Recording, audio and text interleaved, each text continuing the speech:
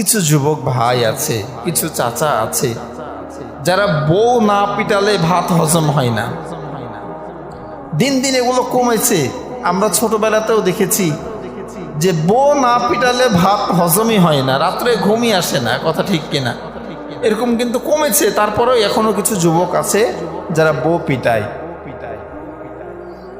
স্ত্রী এমন একটা জিনিস, মেয়ে জাতিকে আল্লাহ এমনভাবে তৈরি করেছেন, আপনি তাদেরকে যত হার্ড করবেন, শক্ত করবেন, শাসন করবেন, সে তত বাকিয়ে যাবে।